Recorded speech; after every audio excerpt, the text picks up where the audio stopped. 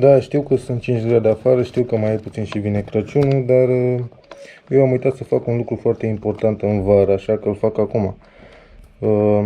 Am uitat să pun răcitoarele pe controller. Bucățile de aluminiu și împreună cu adezivul ăla, conductorul de căldură care dă căldură afară. Am uitat să le montez și le fac acum, imediat. Ar trebui să fie pe aici pe undeva. Clock's ticking, time is over. Before you know you're older, so sober, alone. The bitch you get in my cold shoulder. You crying like it's rain. You causing all the pain. No closure, I'm colder. You getting nothing, Joker. Get down.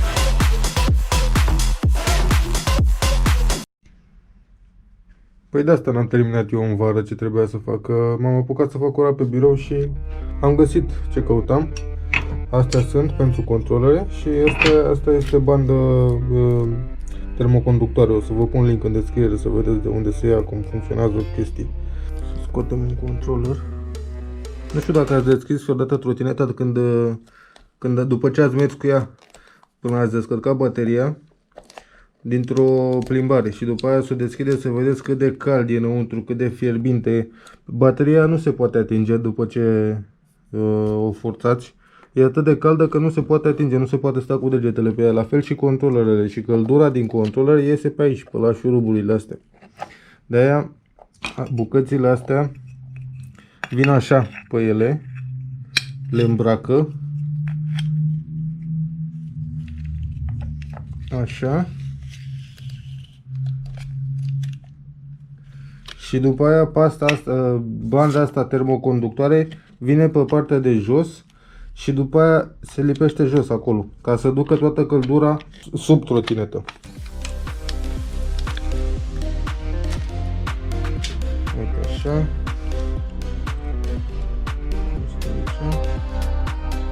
Asta e din aia de se folosește la laptopuri mult, la calculatoare, la chestii care se încălzesc și se strică de la căldură. Așa, și dau banda aia dublu adeziv jos de acolo. Gata. Și acum asta vine jos. Nu stă la fel de fix ca și cu banda dublu adeziv, dar o să le fixez cu bureței ăștia, după aia văd eu cum fac.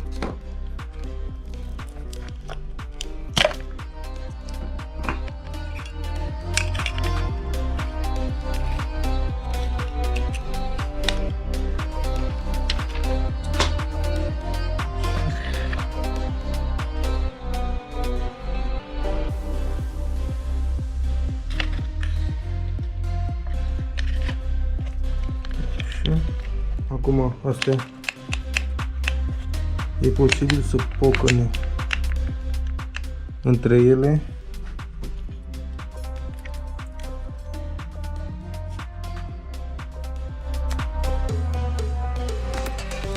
Punem niște burețele între ele să nu cumva să troncăne în mers.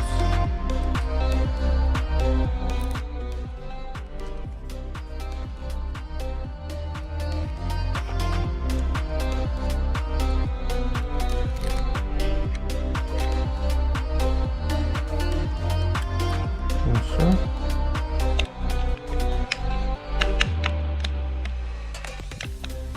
Bag ăsta aici.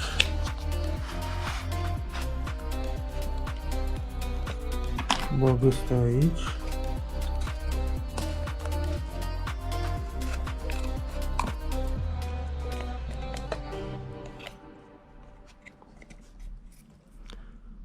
Și gata. Asta e. You getting nothing, Joker. Get down.